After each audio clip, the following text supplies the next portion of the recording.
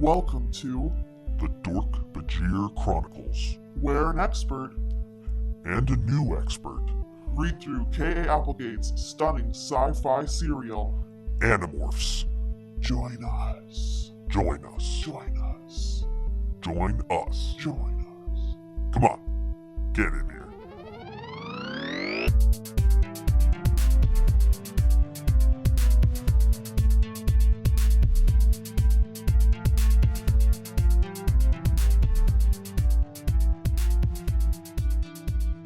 Hello and welcome to the Dork-Bajir Chronicles. It's a podcast where we read through the Animorphs series one book at a time and then talk about it every week. Today, we'll be talking about book 47, The Resistance. I'm Tessa, the expert. And I'm Braden, and I'm not your dad. Dun, dun. No. Let's start off with some fan mail. Oh, of course, as always. Fan mail! Ooh, yeah! Fan mail! Ooh, yeah! Buttcoin at Crab and Frog on Twitter says, watching TNG for the first time, and it turns out Animorphs is just reskinned TNG fanfic. At Dork-Bajir, did you know about this? At Michael Grant Books, explain yourself. I am drunk. I would love to hear more explanation of this. I think I saw this one and liked it, but didn't really have the time to engage with it. But I did watch your replies, Buttcoin. I will be grilling you further in the future. It is the best thing in the world. Second piece of fan mail, we got some replies to our announcement about book 45, the Revelation. Some replies. At Movie Pulse, Killer as always is talking about how many visitors there are. Yes, in, you'll remember that in this episode, we speculated how many visitors there are. We didn't remember if it was specified at any point, but Movie Pulse takes it upon themselves to go ahead and get us that data for us. Movie Pulse says, we do know how many visitors there are, or at least were.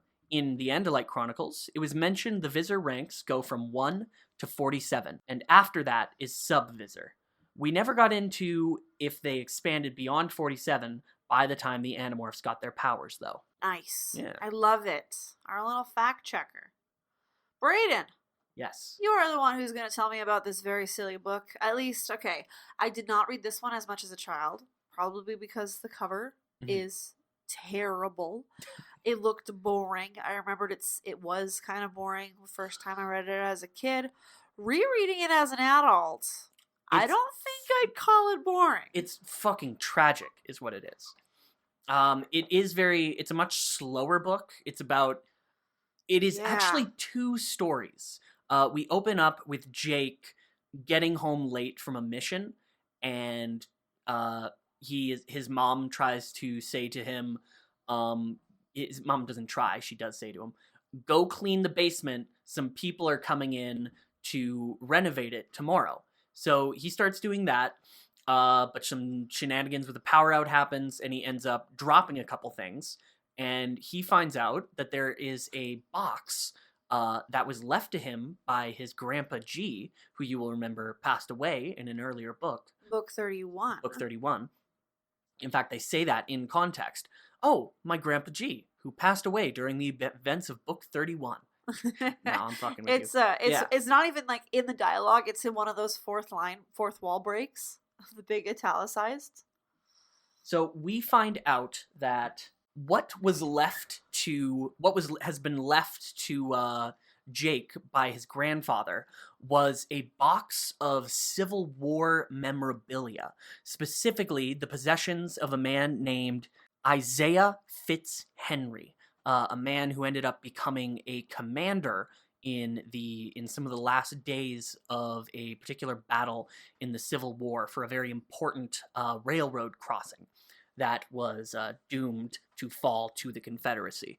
This book, at this point, becomes split between those journal entries and first-person perspectives of Isaiah as Jake tells his stories about his preparations for a battle. Because it turns out him and the other Animorphs get called out to the Free Dork-Bajir colony, and they find out a free Dork-Bajir warrior has been captured by the Yeerks, and Dun, they will dun. and they will be implanted, and that Yeerk will be able to find them. The Elamists' powers keep it from being found easily, but anybody who does know that it is out there will eventually find it. So Jake and some of the other Animorphs are very stalwart that you guys have to get out of here. We have to find somewhere else, and you have to not be here. But Toby, the de facto leader of the Free Dork-Bajir, if you don't remember, because of their seer powers, makes it known, no, this is our home. It is literally given to us by a god. We have to trust in that, and we have to make sure that we can stay here. We're gonna defend it. Yeah. And in the end, Jake realizes none of these Dork-Bajir are going to leave. We have to do all we can to protect them. And this sets up these parallel storylines with Isaiah Fitzhenry, whose story I will explain now, just to get it out of the way, so I don't have to make in my notes that the way these stories jump back and forth.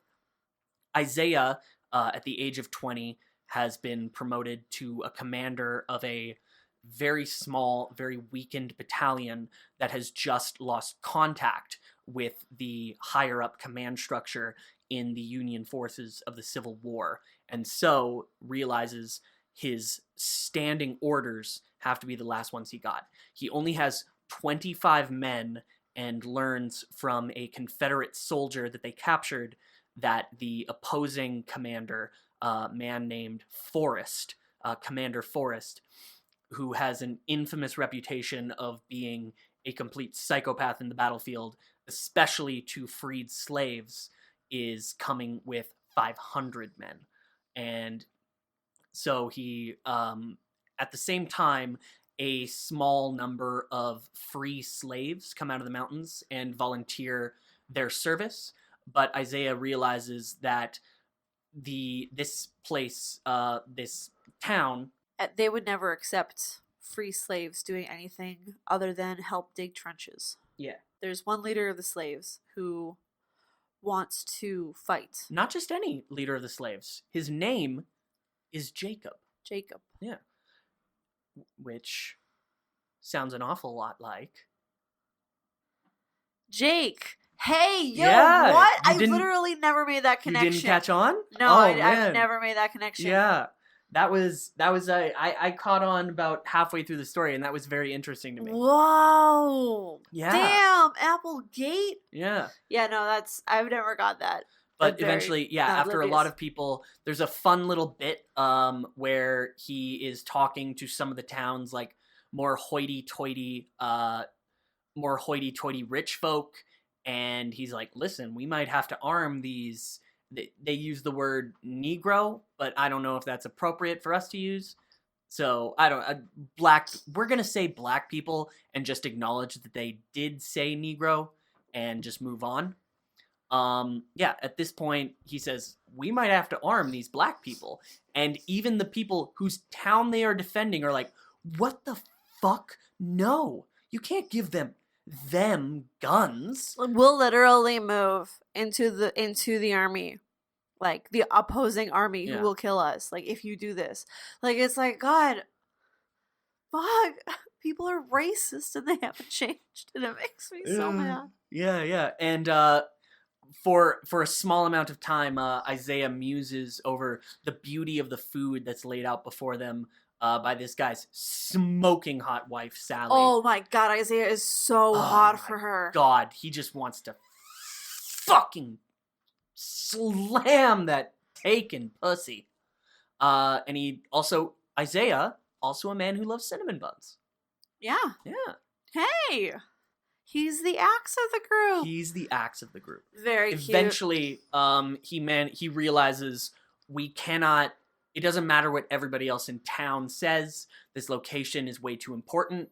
And honestly, Jacob and some of his men have a much more strategic head on their shoulders. These fucking idiots that I'm working with wanted to build the entrenchments after the river when we should be building them before. And oh shit, this Confederate forces are way closer than we thought. and these freed slaves have proved themselves excellent combatants in that little skirmish that we had. Give them guns. So he teaches them within a few minutes, with what time they have, arms these men, the freed slaves, with the weapons of sick or dead soldiers, then entrenches themselves and waits for the Confederate forces, and unfortunately, ultimately, dies writing in his journal, "I hope I made a difference. I hope I made the right choice." And it's Christmas Day.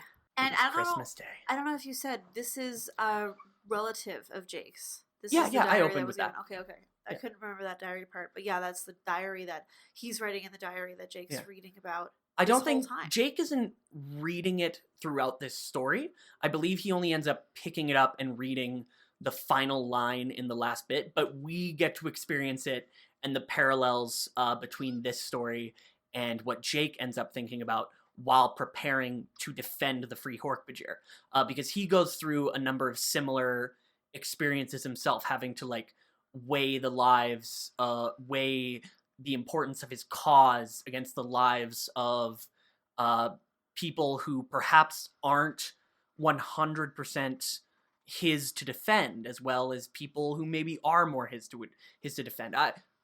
I'll explain that. I'll just get into it. So Jake and his people, the Animorphs and the Free Dork-Bajir, are setting up booby traps. They are checking the landscape and like mapping it out for choke points. And Jake notices one thing. There are a number of beavers that are damming up a stream. And he says, well, there's only 2 beavers there, and they are damming up an entire stream. What could 5 beavers do to the nearby lake? And he they put together a plan to lure do they know at this point that the blue band Dork-Bajir are coming? It's going to be the blue bands. I think it's definitely assumed. Yeah. They've seen the blue bands enough. I believe they're Visser One's task force. Yes, they're Visser One's direct underlings. So whether or not they know it's the blue bands is irrelevant at this point. They can safely assume. To lure the Yeerk forces in, and then into an area that they have dried out by damming, and then destroy the dam and flood it. And that's what they do, or they start to do. But partway through, Tobias notices for them, hey, there's a bunch of human campers way up here. They will definitely get fucking killed by Yeerks if they stay here. And this sort of goes back, my prediction from last week turned out to be a little bit right, because Jake and Tobias, I believe, were the ones who went up to them, and they were unable to convince them that a large storm was coming. So they realize, okay, we're just gonna tell you guys the truth. They know because the campers say that they've been here for a bit. It's like their annual camping trip. Yeah. They've been here for 5 days, and they're not leaving for another 5 days. Yeah. And so when Jake and Tobias try and tell this lie, one of the adults, because it's adults and other teenagers, and one of the adults comes over and says, now I know when someone's lying to me. Why do you guys want to lie to get this great parking or camping spot? So they morph in front of them and be like, listen, this is actually an alien power. Aliens are coming and they will kill you. And so they immediately believe them, which is good. But they are also, all these people, it turns out, are huge fucking nerds. They're just big Trekkies. And they're huge Trekkies, and they're like, we will join you, brave Commandant aliens. Wait, are you part of the I'm saying it in a nerdy voice, so it sounds like I'm joking. But these characters literally ask, are you part of the Federation? It's the worst. It's very dorky. You guys, they're also just, all of them just such geeks, and I love them. And only a couple of them, and Jake and Tobias is like, wait, dude, why not? We have capable people, we know that they're safe because they've been in the woods for so long, they're not leaving, why not let them join us? Because they might die, and then they reiterate that a lot. Yeah. They say, hey, this is a real war, but most of them fit. But then close to the end of the battle, and this dude Richard, who's like the main member, keeps his fucking kids there, And then near the end, Just don't tell Mom. Right before the Yerks come and they're all getting into battle stations, Richard, the dad, is like, hey, by killed, you meant like stunned or captured, right? And No. Jake is like, no! no, Why would you idiot. think that? You idiot. You idiot. And then they have the battle, and yeah, it's fucking brutal, and people and Dork-Bajir die, and they kill people, and Visser 1 arrives again, and we see, I believe, the first repeat Visser 3 morph he's ever done. I think it's the very first repeat. Yeah. Our bad boy morphs the 8 dragon. Yeah, buddy. And yeah, he fucking... And they fight. It looks pretty bad for a second. Jake goes up against the 8 dragon again in his tiger morph. Is losing pretty badly, gets pretty fucking fried because this thing breathes fire. He's just screaming. Yes. Axe, release the dam. And Axe does, and boosh, puts out the fire, decimates the Yerk forces. Just completely drowns people. Yeah. And in the end, we see... Oh, there's a moment where, as the flood clears, Jake gets up, and he sees Rachel getting up, and Toby's little brother crawls out from under her. They saved a life. They saved a life. But there's one person they didn't save. That fucking nerd Richard. And Marco and Cassie have to go tell his goddamn kids your dumbass father died with a bullet in his fucking back. Yeah, that one's not so fun. No, it's not fun at all. And he goes home and he reads the last pages of Isaiah's journal about hoping he made the right decision, which apparently he wrote while it doesn't establish this in the narrative of Isaiah's story. Like, it shows him dying as he gets got, and he's watching his new buddy Jacob swinging around with his bayonet. Yep. And they both fall to the ground with their hands outstretched to each other, looking into each other's eyes, just like a last moment of brotherhood. Yeah. And then we find out that apparently Isaiah then just found a little bit of time bleeding out, I hope I made the right decisions here. Otherwise, I mean, I think he probably got patched up by a medic and then wrote it, but he got sick from fever. That's kind of what I was thinking. Oh, yeah. But it is very dramatic That's for a his possibility chapter too. to end in the book. Yeah, y'all, this one was frick. No wonder Kid Me didn't like it. Adult me was actually super into it. I thought it was a very well-written Jake book. Yeah. Oh, one thing I'd just like to say. One thing we did miss last book. They decided to not be morally bothered by acquiring humans anymore. So they're telling humans about the Yerks, they're acquiring humans. Humans are getting in on things. They're getting in on the thing. Also, there's a lot of subtextual stuff, and it's not really subtextual because it's laid right out there in the text, but it's all body language between Axe and Jake right now. Because Jake mentioned something like, Axe recently went against my orders, and we just haven't been able to look each other in the eye. Against his orders. He knocked you the fuck out, bro. He whapped you. Well, and also he wagered the life of so many innocent people. I'm not bothered by it. Jake should just get over it. Tell me more about that Visser 3 morph minute. Okay, yeah. Visser 3 morph minute. Visser 3 morph minute. 3. I looked up a bit more stuff about the 8 dragon because I've been very nervous about finding spoilers while looking into fan art or something, although I have been very interested in Visser 3's more Visser 1 now.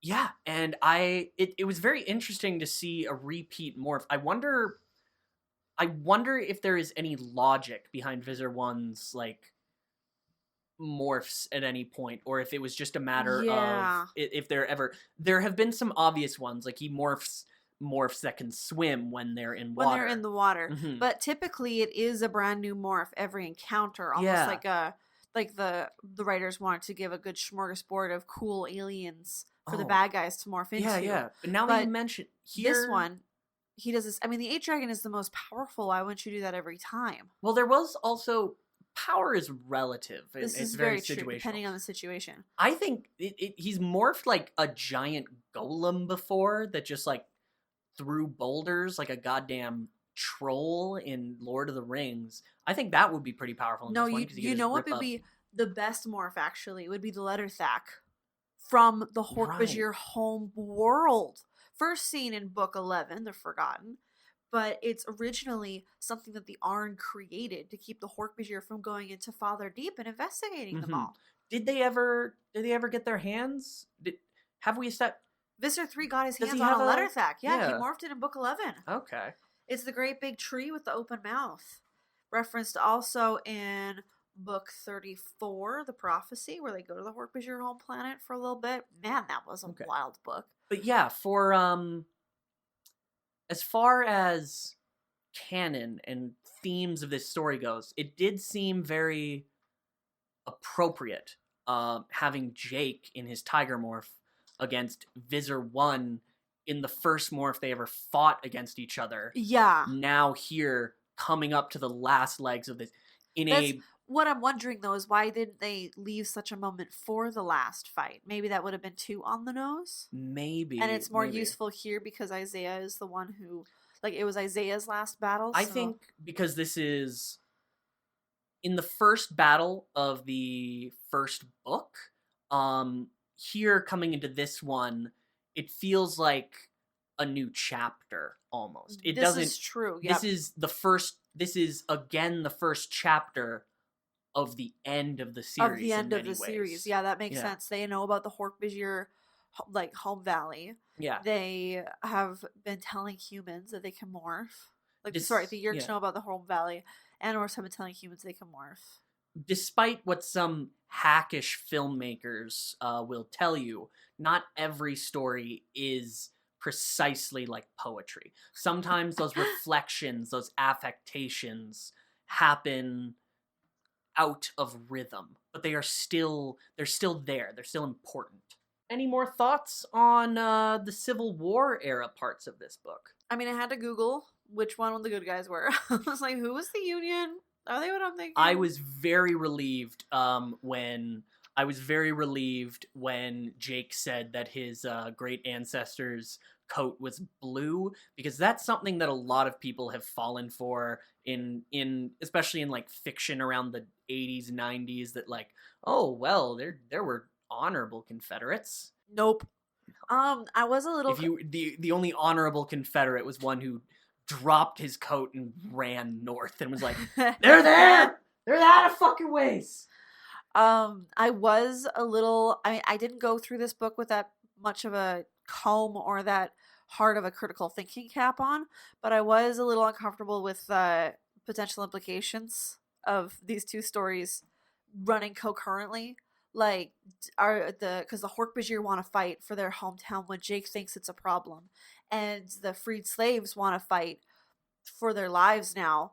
And Isaiah thinks that's a bad idea. Like, I was a little uncomfortable with that kind of equating of comparing kind of the stories between the freed slaves and the aliens, because that's a trope that gets used a lot, or black people get compared to animals, and we gotta stop doing it. Now wait a minute, you're comparing Hork-Bajir to animals now. They are technically some kind of alien thing, whatever moral blah blah blah blah. And not like if we're talking about if the Hork-Bajir were real, I don't think they're animals. But in terms of looking at it from this was written by humans because Hork-Bajir are not a thing that exists, you're comparing black people to somebody who's not a person, which is kind of a trope that's been used before. Like if a black person's on a TV screen, I don't know if it's as common in books necessarily, but if a black person's on a TV screen, like a movie or a TV show, is so common for them to be the one that shapeshifts or transforms into not a black person. Like they're the ones that get transformed into animals. They're the ones that are you played talking by aliens? Are you talking in a literal sense, like in like superhero fiction, black people have like shape-shifting powers? Or No, I'm thinking in like the first black Disney princess, Tiana spends most of the movie as a frog. Oh, just because okay. she's not a black person on film. Okay, yeah. There's a In metaphor. that kind of like what the in a camera way, lens is. there's a metaphor for black people that means they don't actually have to show a black person. Yeah, exactly. Okay. Exactly. And I was wondering if this kind of comparison, I was like, I don't know if it's quite there, but it's close enough to the edge that I don't feel comfortable. Like there's a persecuted minority or like a marginalized people in a fiction that usually aren't literally that type of person. They're like a person with magic powers or a fairy. It's like, it's the same kind of thing when there's I think a couple times where it's like, oh, the X-Men Dork-Bajir are just problem. like, the Dork-Bajir are they're just peaceful aliens who live off the land, and it's all like, some of it might be compared to indigenous people, and you're like, you just, right? Like, it's that kind of thing where you're like, and you know, I don't know enough of anything to really discuss this critically or anything. Well, then what the fuck are we doing this podcast I don't know. for? I felt Tessa? wrong God if damn I it. didn't mention it. We really only do this podcast to thirst after Hamee's hindquarters. Am I right? Oh, inside cover of the Dork-Bajir Chronicles was the illicit book. Ow! Ooh, I want that lizard boy pussy. What? I don't know. But first, as always, we segue from seamlessly from lizard boy pussy to Animorphs ER. Animorphs ER. And in today's segment, I would like to ask you, Tessa, how would you go about convincing these nerdy-ass loser humans to leave instead of staying to try to fight? I would get one of the Dork-Bajir, or I would morph a Dork-Bajir actually.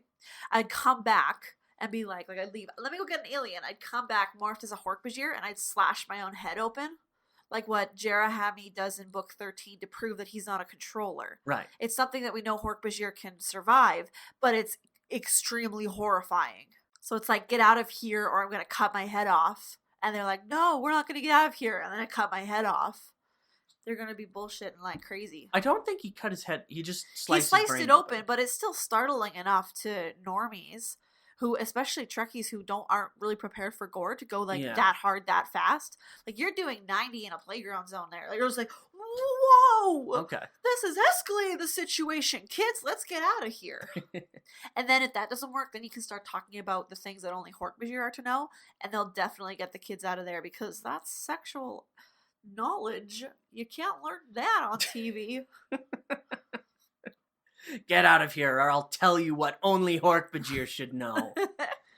Okay. I had a bit less, a longer play. It's a bit, it's a bit of a longer play, but it is definitely much less traumatizing to children. I would play. They're teens. I would play on their love of Star Trek, and I would remind them of the Next Generation episode where getting involved in a native humanoid species interests put them in danger. Yeah. Oh, it's such a good idea. Yeah. I forget the name of the episode. It was honestly very uncomfortable, but it was definitely it was a very bad metaphor that definitely made it sound like these native peoples shouldn't have the right to their land. The Federation should be doing something with it. Oh no. Yeah, but it's definitely something that Trekkies would fall for. This is very true. Especially dumb Trekkies like this Richard asshole. You just mentioned the Prime Directive, and they're creaming themselves. Yeah, exactly. God, now I'm just thinking about how weird this Star Trek episode is, and how in one of the movies they directly contradict the idea of it. Basically, were they in danger on the planet or something? I don't remember, but these, like, the native peoples of this planet, who are very obviously, like, a one-to-one comparison of, like, Native Americans, sort of like that sort of Navajo style design into their buildings and fashion. Mm-hmm. They need to get them off the planet for some reason, and they have a plan to essentially literally trick them off the planet and like warp them all up and into a hollow bay that looks like their town. Oh my god. Yeah, and That's really fucked up. and Will Crusher ruins it all by being like, "Hey, they're going to kidnap you. Holy shit." And Picard like reams him out for it. And I would just really see Richard being like, "Well, I don't want to be like Will Wheaton." Oh no. I fucking hated the Will Wheaton episodes. All right. Well, I think that's that. Let's move on to... Sorry. Oh, of course. Let's move on to Everyday Chewamorphs, where we hear Tessa do a mukbang with some... What are those? Half of an... Is that an Oreo without the cream? It's a deconstructed Oreo. Why do you just have the cookie part of an Oreo? The cream part is silent, and you can eat it while you record. Oh, so you already ate the cream? Brayden, how about we jump into an Everyday Animorphs? Everyday now. In this segment, we try to tackle an everyday situation that happened in this book. Yeah, like Tessa, how would you use morph to get the cream out of an Oreo before you ate the cookie anyway on an audio format? Wait, do you really don't know how you can eat the cream first? Well, of course I know how. I'm razzing you. Oh, you razzmatazz. All the normal rules of morphing apply. No morphing humans, especially. Well, that's... Do we have to hold on to that anymore? Because that's not a rule they're following. I say we do, because I think that the Animorphs... I think that was a one-time situation, because it was World War III. And I don't think that's something they're going to ascribe to for the rest of the books. You tell me. I don't remember. Or do I? What the fuck do we keep you around for? Hey, Brayden. Yes? How would you use morphing to enjoy camping? Well, I would obviously, first things first, use a bird morph to scout the best location. Basically just super nerd out, make a map of the area, learn longitude and latitude shit, and yeah. Find a nice clearing near a nice set of water, and then I would simply morph something both very agile and mobile, but very strong, so that I don't have to lug a bunch of bags with my weak human body. Probably something like a gorilla is the first thing that comes to mind, but probably like even a chimpanzee would do, because they are, despite their comparatively diminutive size, are rather strong and actually maybe even more agile than a gorilla. Well, definitely more agile than a gorilla, but who knows strength to size comparison. And then I think I would just have to, stay a gorilla to set up the camp, like, drive in those fucking pitons with my own bare hands, never have to... Yeah. Drive in those pitons, just like one thumb to set up my tent, chop fucking wood with like probably just Captain America in Age of Ultron, some fucking logs. Yeah, I think most things could just be better just being a gorilla while you're camping, because they have both the humanoid hands dexterity, as well as just the ridiculous strength that you need for everything in your life.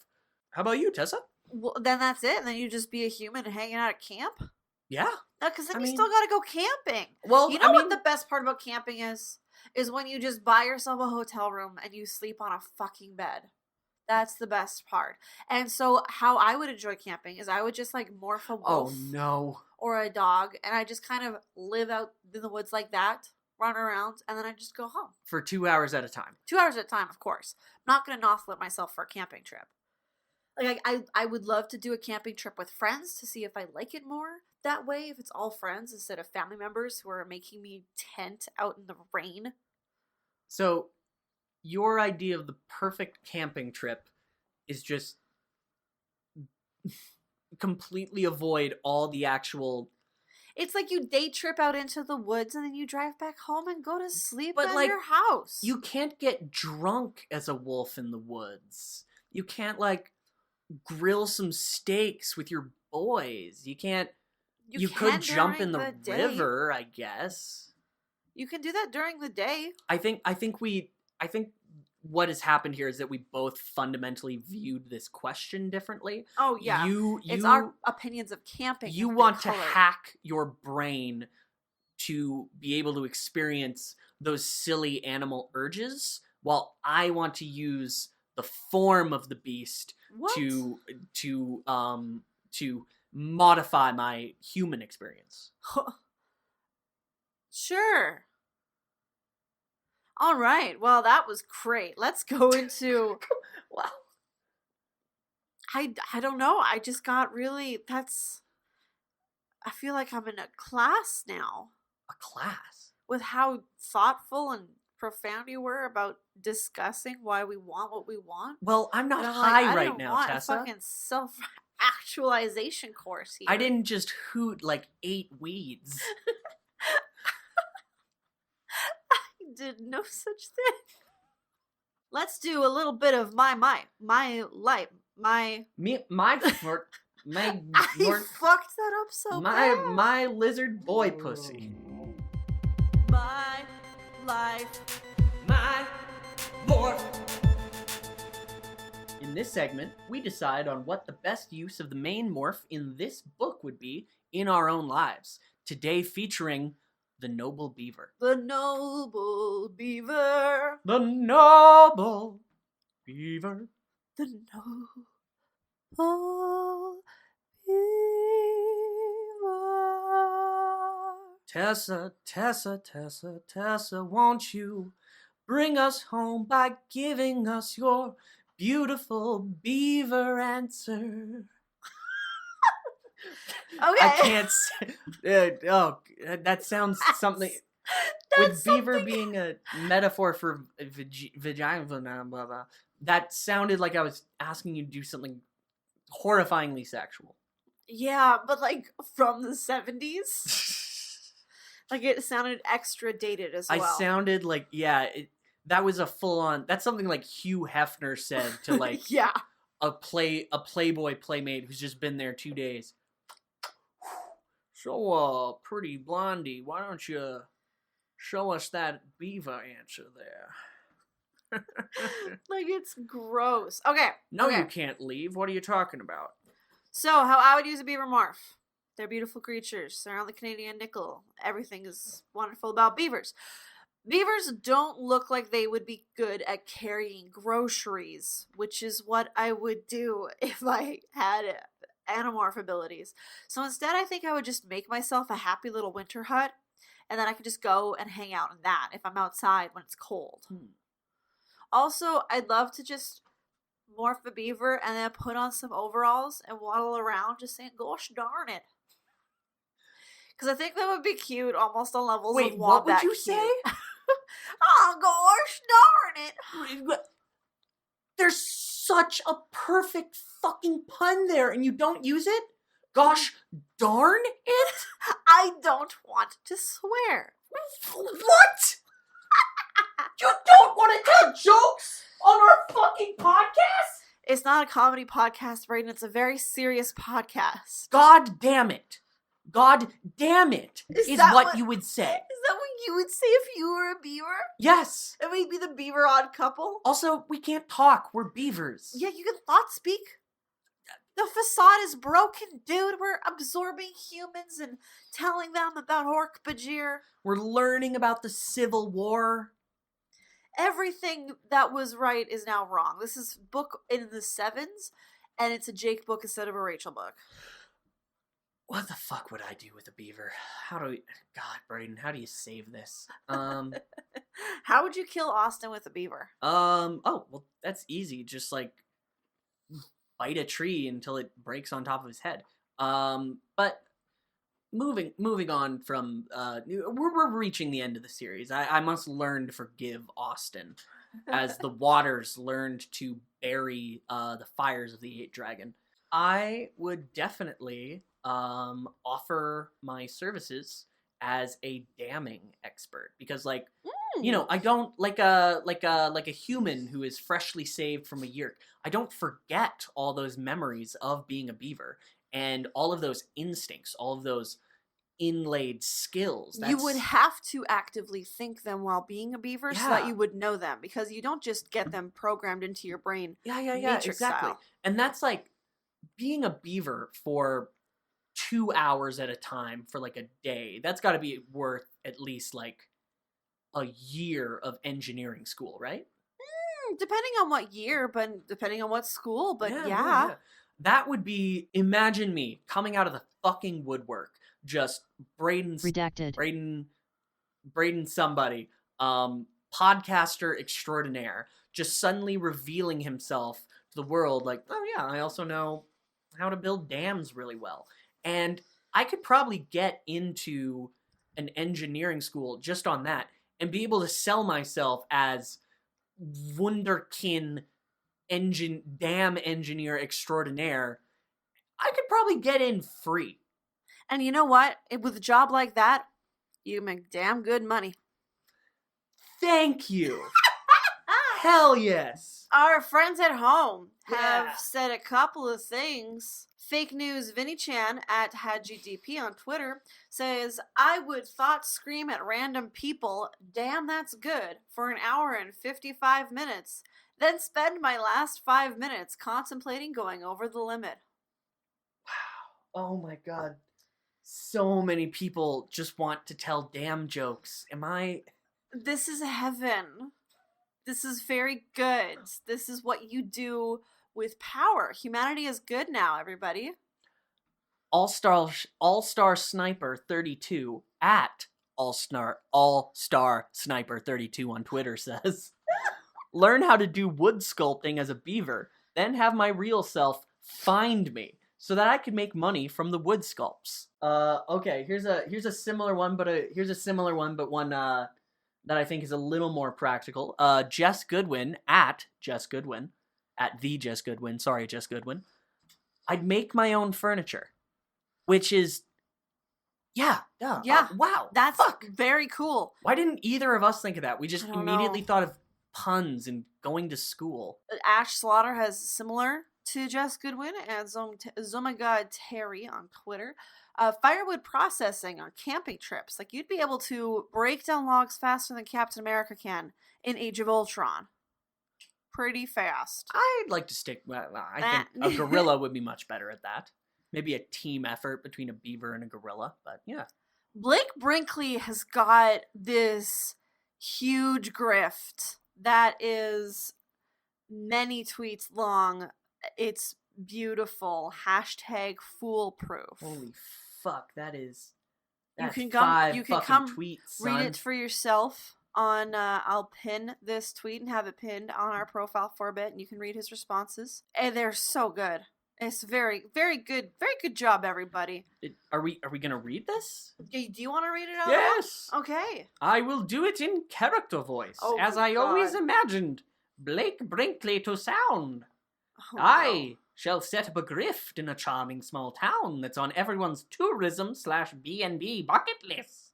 At night, I'd hide near a single gas-lit street lamp and scamper out into view with something to make me look whimsical, an umbrella, walking stick, or a scarf, and greet the mark. I'd hook them in with, "Hail and well met, fellow traveller. Pardon my imposition, but I've been separated from my companion. He's a surly fellow, yea, hi, I'll spare you the description, it's Mr. Tumnus. Then I'd feign surprise that they've never been to my magical land. After that, I'll agree that time is only getting away from us, and suppose that my companion already headed home to finish off the sherry without me, the drunkard. Finally, I'd ask the kind stranger to escort me down a nearby alleyway. That's where the portal is supposed to be. My eyes weren't what they used to be, after all. When we're out of sight, I'll just knock them unconscious and take all their stuff. What are they gonna do? Tell the cops that they woke up in the alley behind the local tavern after being robbed by a magical talking beaver? Hashtag foolproof. It's brilliant. Why are so many of our solutions crimes? I mean, it's the Animorphs. Why They do so commit many crimes people- and say sorry later. Why do so many people want to do crimes, yo? Better to ask for forgiveness than permission. Yeah, I guess so. I don't actually advocate for that. Unless I do. Brayden, Yeah. What are your predictions for book 48? Okay, book 48. It's a Rachel book. It looks like a very important Rachel book because we see Rachel, and I don't know if this is thematic or just a bad photo, but starting out looking probably the least glamorous we've ever seen her on a cover as the fashionista girl. Morphing into not an animal, but just like herself, but buff as hell with Wolverine claws, like Wolverine style, big silvery metal looking claws on her fingers. And the tagline is, the sixth Animorph is back and he's not happy. So I think there's only one way that the sixth Animorph can be back, unless he just comes back as a rat and just like fucks with their day. We're talking about David, obviously. And yeah. Can you imagine if he's just a little rat? Like, how would he get off the island? Would he be like, "Hello, sirs, I have many rat coin if you take me on your ship"? I imagine that this'll. We've been talking a little bit about the Elemist and the importance of the Elemist in these coming. The Elemist and Krayak in these coming books. Oh, shit. I think that Krayak is going to, like, he's been talking about, the Druid has been talking about, Rachel, you should become an agent of Krayak. You're so angry and so rough, and we want you.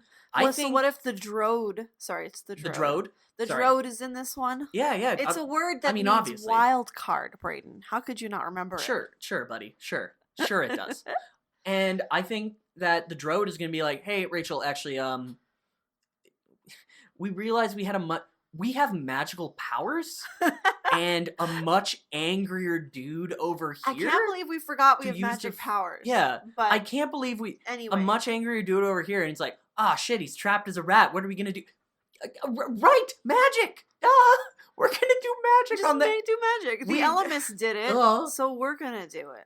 Obviously, we're such fucking idiots sometimes. Such fucking idiots. So David's back.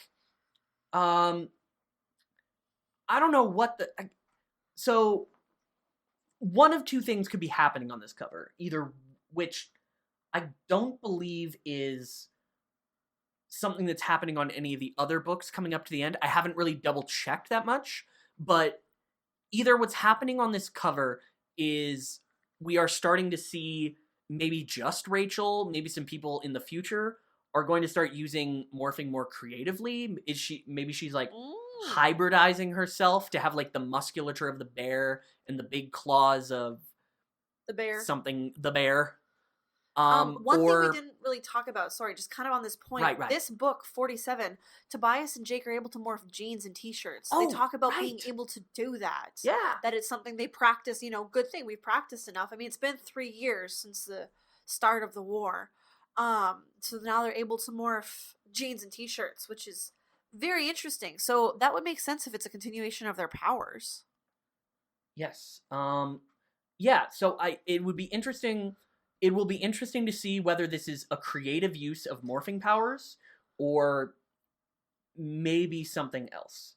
And while I'm here, I'm sorry I forgot to mention this, but we also see what is now our third fourth wall breaking radio message from some outside force. Yep. Everything is going as planned.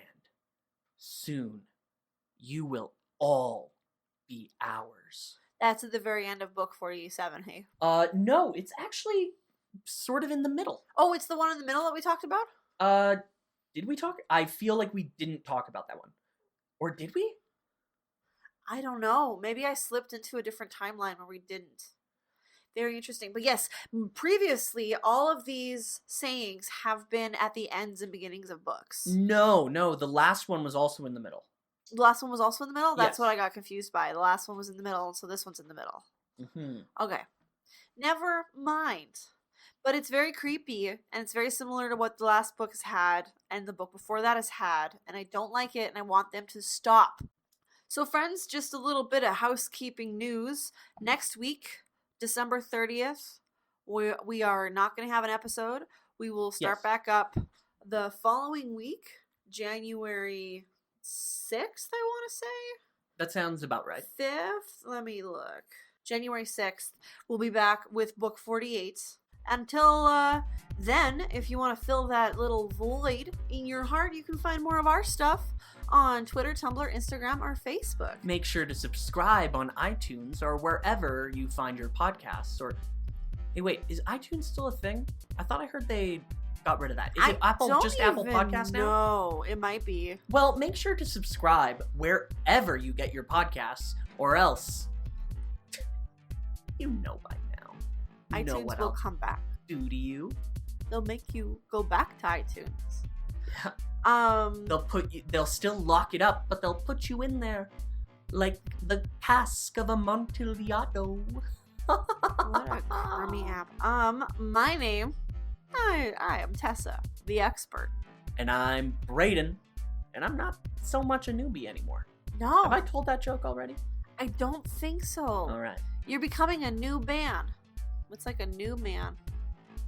Yeah. This has been Phantomorphs.